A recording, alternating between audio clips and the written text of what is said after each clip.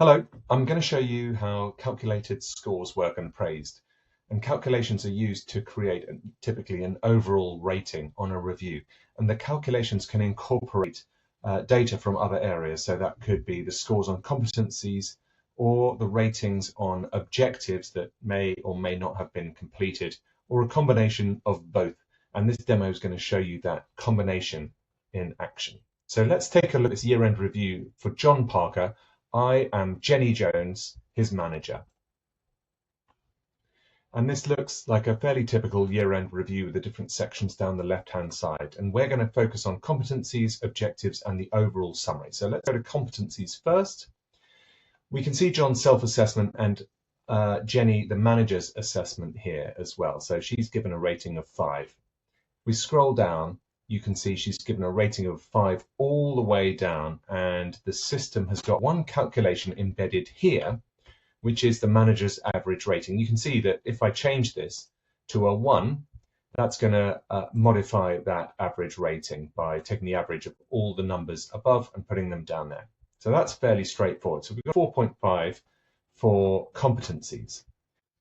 Now let's go to the next page. So we're now looking at objectives, and John has got 2 objectives, this one and this one. I've already rated this one. I've given it a rating of 2, but let me rate the second one, which I'll do now. So scroll down.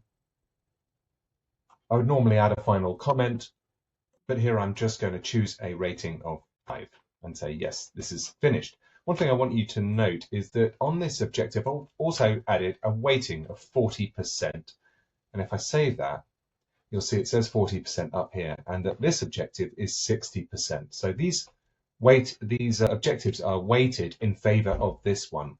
And that's why the overall rating just for the objectives is a 3.2. So if you remember, we've got 4.5 on the competencies page, we've got 3.2 on this page, and then we go through the rest of the form. And when I get to the overall summary page and scroll down, I've added a third calculation. This is the important one. This is the one that calculates the average of the rating in competencies and the rating in objectives, and it's given me 3.85 overall. Now, I've told it to weight those 2 different areas equally.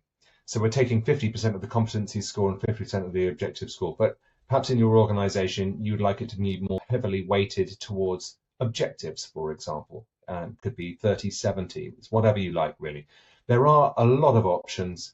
So I think, if you're not sure if it can support what you want it to, the thing to do is to get in touch and we'll help you out.